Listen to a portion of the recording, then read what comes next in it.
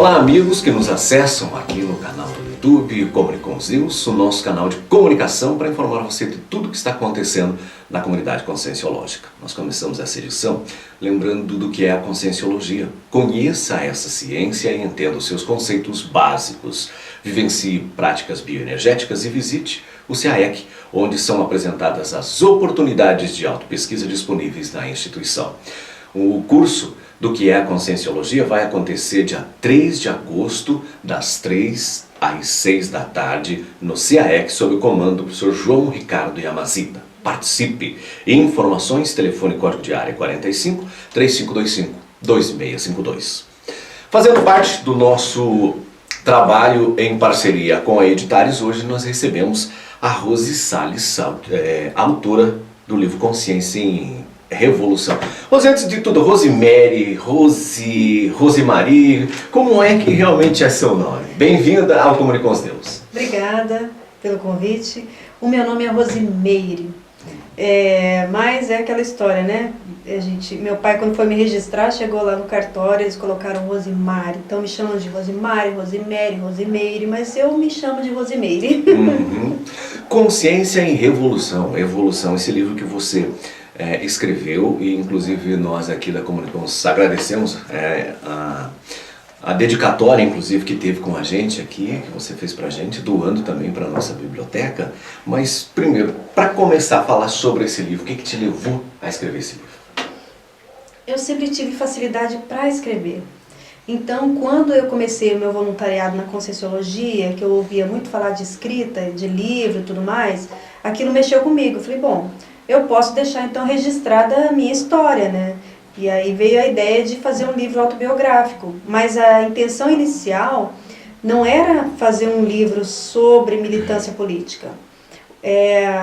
Foi consequência o livro ter sido direcionado para esse lado, porque na verdade o motivo de eu ter chegado no voluntariado e na Conscienciologia, acessado as ideias, foi em virtude de uma situação traumática que eu vivenciei. Então eu queria buscar respostas para isso e eu acabei encontrando dentro da Conscienciologia.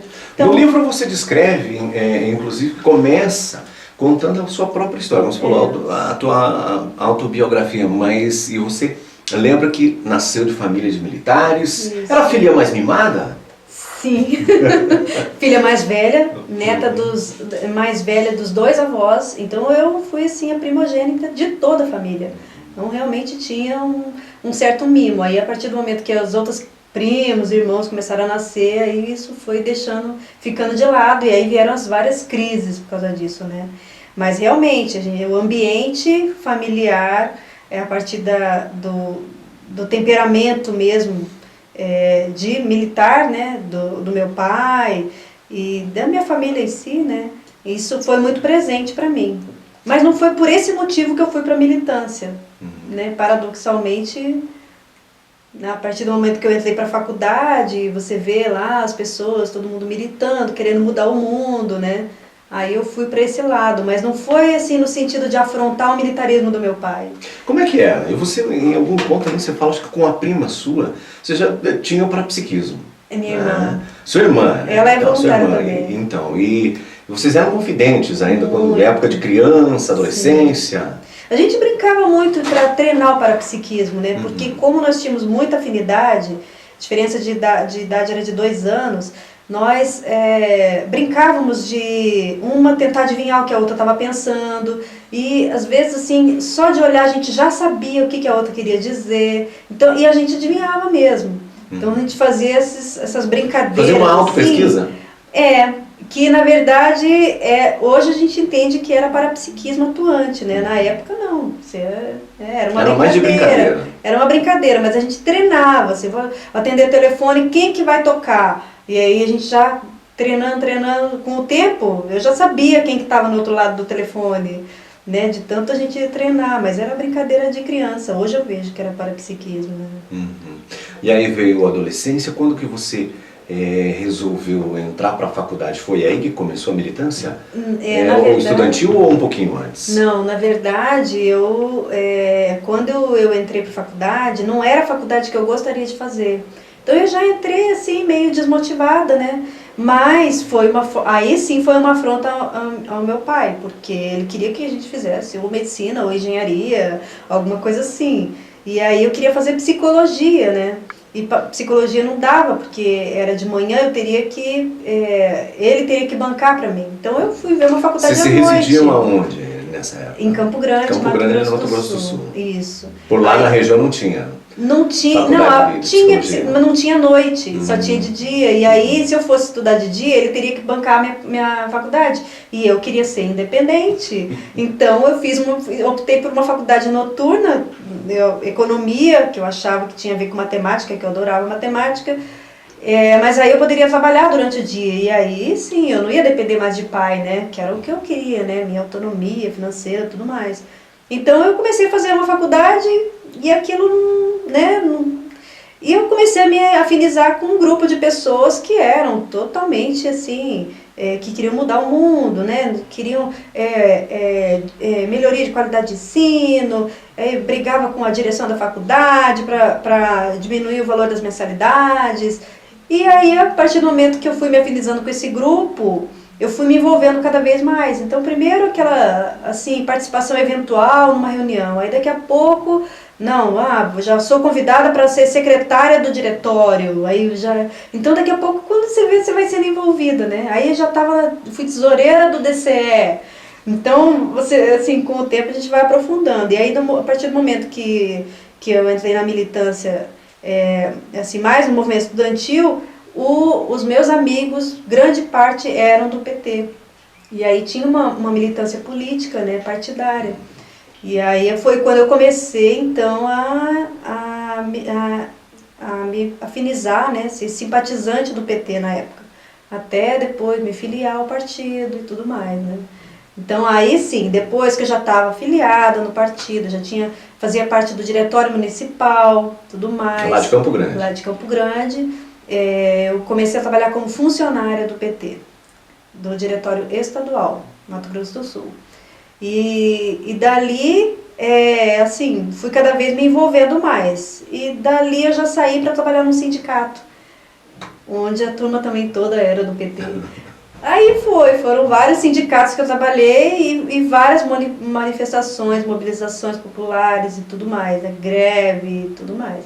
Então, assim, a minha participação no sindicato, eu era funcionária política, a minha função era justamente articular as mobilizações. Você trabalhava mais na intelectualidade, preparando o movimento, tudo, ou ia pra rua pegar bandeira? Ia pra rua e eu que era responsável de montar palco, cuidar de som, chamar a imprensa, era uma tarefa... Convocar as coletivas, tudo era uma tarefa que fazia parte da minha função dentro do sindicato, né? Então, assim, eu fazia o que eu adorava, porque eu ainda ganhava para isso, pensa, né? E aí, assim, a tendência foi eu me envolver cada vez mais. E quando eu fui para esse sindicato, que foi o primeiro que eu trabalhei, né? Eu me afinizei com um grupo que era da ala radical do PT, que era a corrente Convergência Socialista. Eu entrei primeiro pela corrente Articulação, que era mais moderada, e aí depois, quando eu entrei na Convergência Socialista, começaram a ter as divergências com a direção do PT. Por quê? Porque a gente queria transformar o mundo através de uma revolução. E aí a Revolução Socialista, ela envolvia embate direto com o governo. E a ala assim, que predominava no PT era uma ala mais moderada, da negociação. E a gente falava, não, revolução não é negociação. Aí foi quando nós saímos do PT para fundar o PSTU. Então participei do Congresso Nacional de Fundação. Mais ou menos. Puxa, agora você me pegou, hein? Anos 2000? Não, 1990 por aí, então na década de 1990. Foi, década de 90 foi quando eu saí entrei para o PT na década de 80, década de 90 foi quando eu fui para o PSTU. Deixou de ser a Rose do PT para ser a Rosinha do PSTU. Exatamente. Da onde veio esse apelido? Não, é porque no PSTU tinha uma pessoa lá que ela já era Rose, né? Eu era Rose do PT. Porque eu era funcionária do PT, então eu era Rose do PT. Mas quando eu fui para o sindicato, e aí eu comecei, nesse outro sindicato tinha uma outra Rose. Aí, assim, as pessoas começaram a me chamar naturalmente de Rosinha, para diferenciar da outra Rose. Então ficou Rosinha, Rosinha, Rosinha. E esse grupo do sindicato foi o grupo que fundou o PSTU. Então, quando eu ia me identificar, a Rosinha do PSTU. E ficou Rosinha do PSTU. E aí você disse que o que te levou a começar até a pensar em escrever o livro, tudo foi um acontecimento traumático. Foi por aí? Nesse período? Assim, eu tinha um namorado e ele era militante também, inclusive era da Federação Nacional e tudo mais, eu lia com o ministro. E ele dessomou num acidente bem trágico, né? Assim, ele ligou pra mim falando, olha, eu tô indo pra sua casa e tal, me convidando pra morar junto primeiro, né? E eu fiquei naquilo, falei, imagina, né? Sabe, vou perder totalmente minha liberdade, né? Feminista, morar com alguém, né? Eu era totalmente independente. Mas eu falei, bom, então vem pra cá pra gente conversar, porque eu fiquei com preguiça de ter ele. E no caminho, imagina, a pessoa liga pra você, fez um convite, me chamou para morar, significa, né, que tem uma afeição, tem um amor e tudo mais. E aí a pessoa vem para falar comigo, para a gente combinar como que a gente ia fazer. Antes de chegar na minha casa, uns 300 metros, ele sofre um acidente e morreu. Então, assim, isso para mim gerou uma crise muito grande, né, porque eu não estava preparada para esse negócio de morte. Na minha cabeça, assim, quando alguém falava em vida após a morte e tudo mais, era coisa de religião. E religião, para quem é materialista, marxista, religião é o ópio do povo, né? Então, eu nem pensava na possibilidade de qualquer manifestação parapsíquica, qualquer fenômeno, projeção da consciência, era fora da minha realidade isso. O parapsiquismo tinha abandonado? Não, assim, concentrava as energias na e tudo? adolescência eu saía do corpo consciente, mas na medida em que eu ia estudando mais o marxismo, as teorias e tudo mais, socialistas, eu ia me convencendo a mim mesma de que tudo que eu vivenciei era fruto da minha cabeça, que aquilo tudo foram coisas assim mal interpretadas pelo meu cérebro. Então não era possível qualquer tipo de manifestação parapsíquica. E aí, de repente, morre a pessoa que eu mais amava na vida, mais importante do que a minha própria família para mim, aquilo ali foi um impacto que eu perdi totalmente o chão. E aí eu entrei em crise. Mas espera aí, eu quero saber agora se esse negócio de vida após a morte existe ou não existe. Como que é isso, né? O que aconteceu com ele? E agora? Foi para baixo da terra, apodreceu lá dentro. Eu ficava assim, eu ia dormir pensando, apodreceu embaixo da terra, e agora? E eu, assim, aquela crise, né? Para mim o mundo tinha acabado também. E nisso, assim, eu comecei a falar, não, eu vou me suicidar também, porque eu quero me encontrar com ele. Se esse negócio de vida após a morte existe, eu quero me encontrar com ele. E aí eu comecei a ter uma ideia fixa de que... Você chegou a pensar em suicídio? De forma racional mesmo? Racional. Eu pensava assim, se existe, eu vou me encontrar com ele. Mas aí eu ficava com medo. Mas e se eu não for parar no mesmo lugar onde ele está? E aquilo era uma crise na minha cabeça, porque ao mesmo tempo eu falava assim, mas esse negócio de vida após a morte é besteira. Não tem como que tem isso. Aí eu fui fazer um tratamento com uma psicóloga para ela me ajudar a eliminar o medo da morte para eu conseguir me suicidar. Para você ter uma noção de como que estava a minha cabeça. Aí o que aconteceu? Nisso ela começou a ir para outras áreas do meu próprio relacionamento, que eu falava, gente, não é isso que eu quero, né? Não, ela não entendeu nada do que eu tô querendo, né? Porque, imagina, ela vai entender que eu tô querendo me suicidar? Não tem, né? Aí eu recebi uma mensagem espírita, assim, teoricamente dele, né? De uma pessoa que eu nunca tinha visto na vida. A pessoa chegou com uma mensagem aí explicando como é que foi o acidente, como que ele estava se sentindo. De que forma chegou essa mensagem espírita pra Um você? amigo de uma amiga minha, uma pessoa que eu não conhecia, ele conseguiu meu telefone através da minha amiga e falou que lá no centro espírita que ele estava, ele só fazia psicografia, mas naquele dia ele teve um fenômeno lá da incorporação, que ele sentiu, e aí falou o nome do meu namorado, falou, e mandou uma mensagem. Quando eu recebi aquela mensagem, estava explicando como que aconteceu o acidente. Aí eu achei que tinha lógica, por quê? Porque a perícia chegou lá e não conseguia achar a causa do acidente. Não tinha pedra, não tinha buraco, não tinha carro, não tinha nada. ele simplesmente ia andando de moto e caiu, bateu no meio-fio e bateu a cabeça, não tinha explicação. E ali ele falou que ele tinha sentido uma tontura e não conseguiu controlar a moto. Da onde veio a tontura, o que causou, a gente não sabe, mas assim, era uma explicação, né? E falando que ele estava bem e tudo mais. E aí, assim, eu comecei a ficar, isso aí tem cara de ser dele mesmo, porque preocupado. E a pessoa que trabalhava comigo como faxineira lá no outro sindicato terceiro que eu já trabalhava, né? Ela chegou para mim e falou que tinha sonhado com ele, que ele estava sentado no meio-fio, preocupado em me avisar como é que ele estava. Eu comecei a reunir várias pessoas que foram falando, pessoas que viram que ele estava do meu lado. Aí eu comecei a ver, não, mas peraí, essa pessoa não teve contato com a outra, eu comecei a associar. Falei, não, então esse negócio de vida após a morte deve existir. Então faz sentido. Aí eu comecei a buscar informações sobre isso. Comecei a ir em tudo quanto era centro, tudo quanto era religião, templo, tudo mais. Tudo eu ia para poder buscar, então, como é que é isso. No livro você cita até que chegou a escrever para o Chico também, né? Escrevi para o Chico Xavier, falava, não, olha, manda uma mensagem dele, porque se ele está vivo, como é que é isso, né?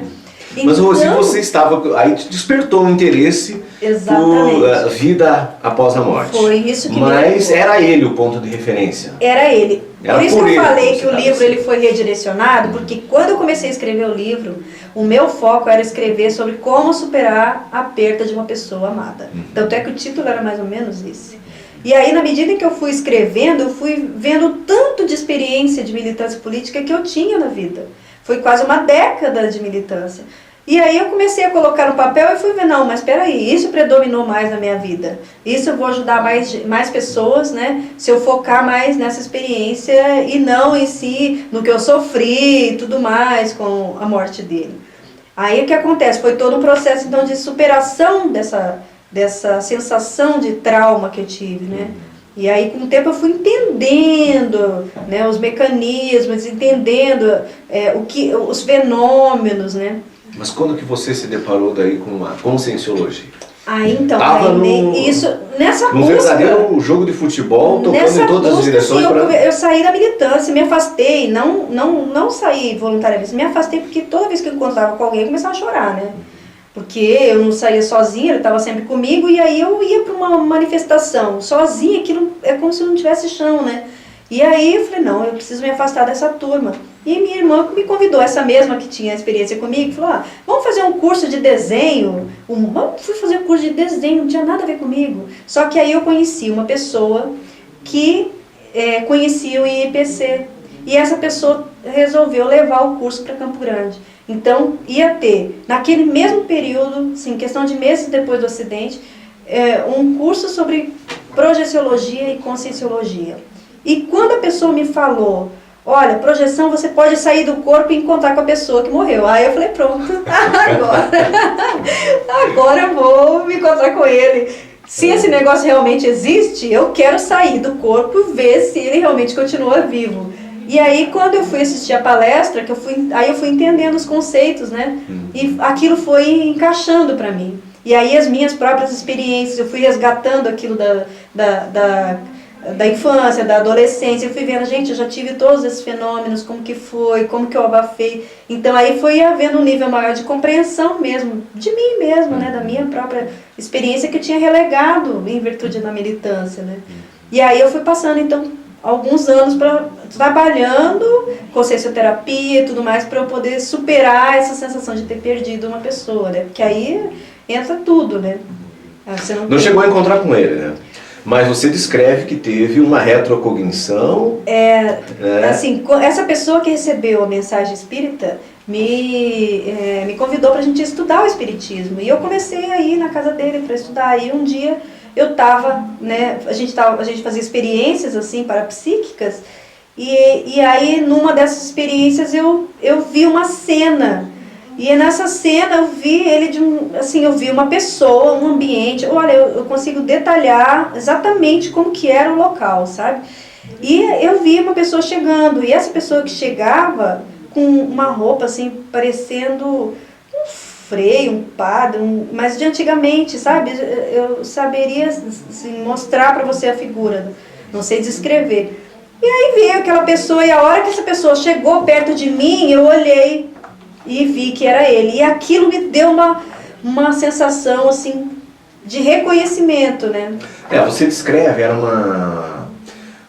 a igreja católica perseguia. Exatamente, vocês, era um grupo que era perseguido tem pela igreja. nome técnico, E assim, né? pelo que eu senti naquele momento, ele fazia parte desse grupo, ele fazia parte da igreja. Não sei se tem relação ou não, como que é, mas assim, foi a sensação que eu tive na hora. Estabeleceu um rapport.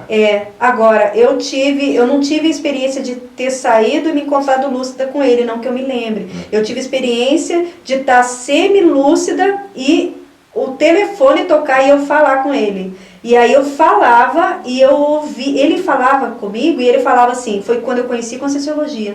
Ele falou bem assim, continua estudando, tá? Como se estivesse no caminho. E aí era ele, eu não tinha dúvida que era ele, porque era muito real.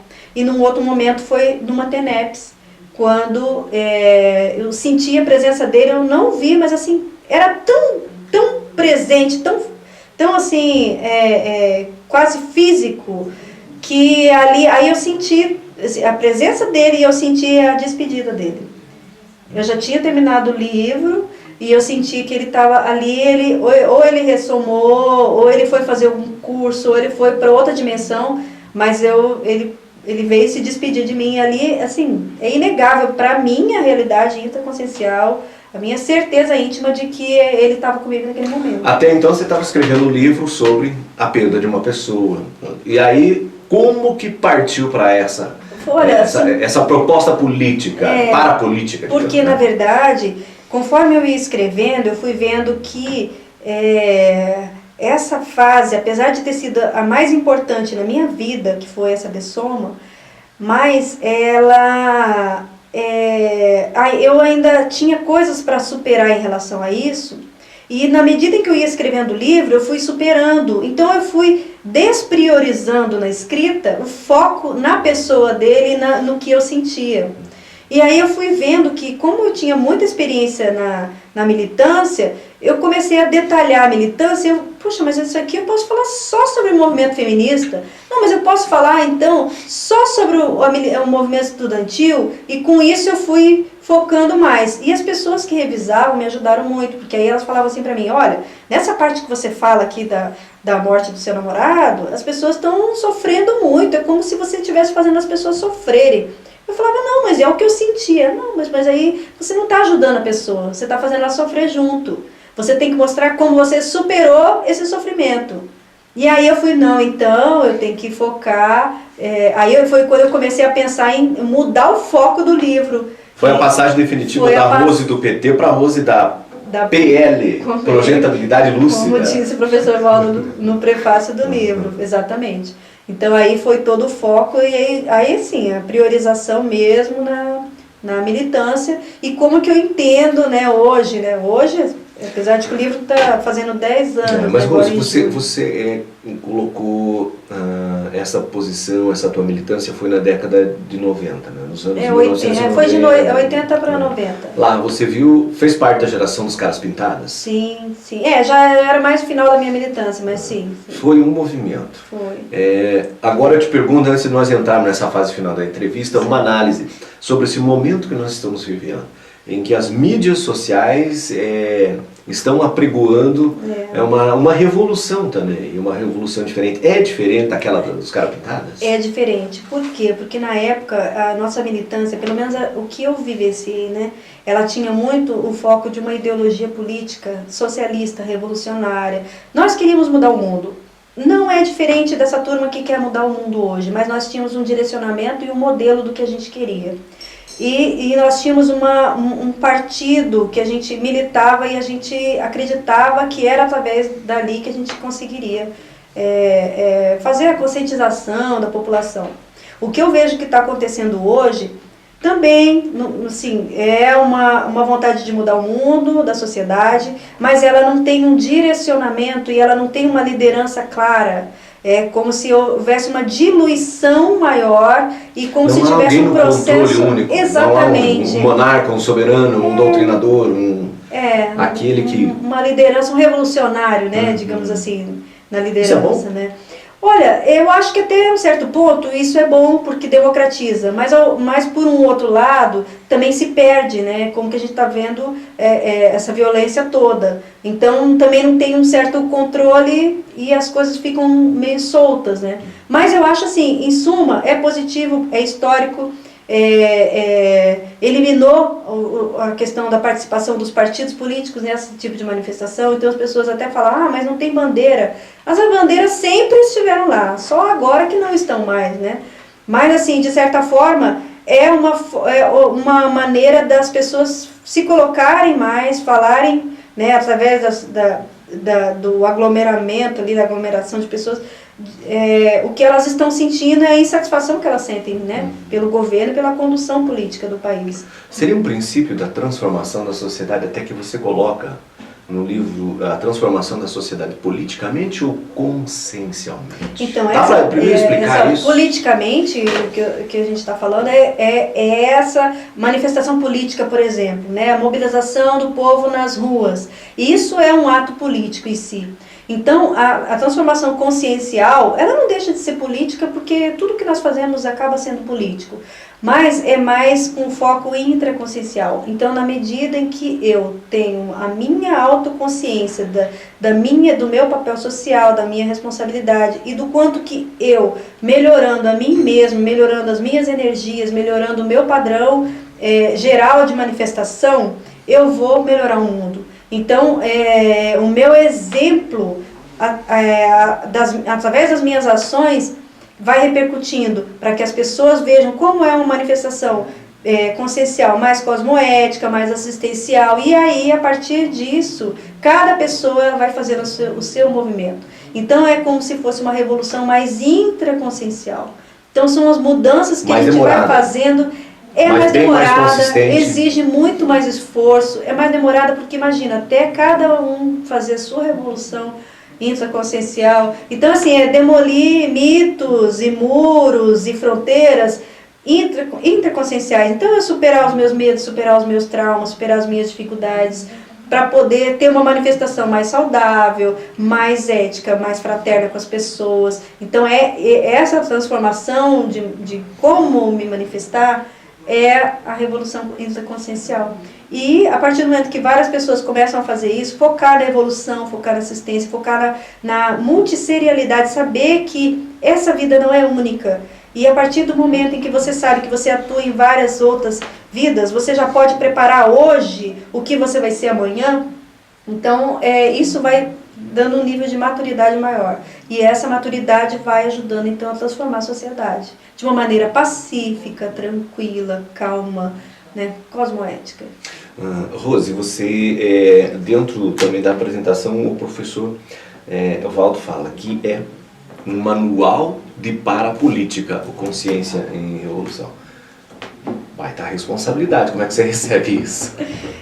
Realmente, assim, porque uma coisa é você falar sobre um assunto de política, por exemplo, que você lê nos jornais, que você tem toda a criticidade, você tem ali o que você lê nos livros sobre ciência política. Outra coisa é você ter militado, ter sido filiada partidária, fazer parte de um diretório de um partido político, ter atuado em manifestações e mobilizações, e você ter a vivência. Você teve a sua própria experiência, né? Exatamente. E aí você vê que existe um outro tipo de fazer política, que é através da assistencialidade, do nível de consciencialidade, de lucidez das pessoas, né, uma manifestação mais multidimensional, mais multiexistencial. Então aí você, né, vê que esse é um novo modelo de política.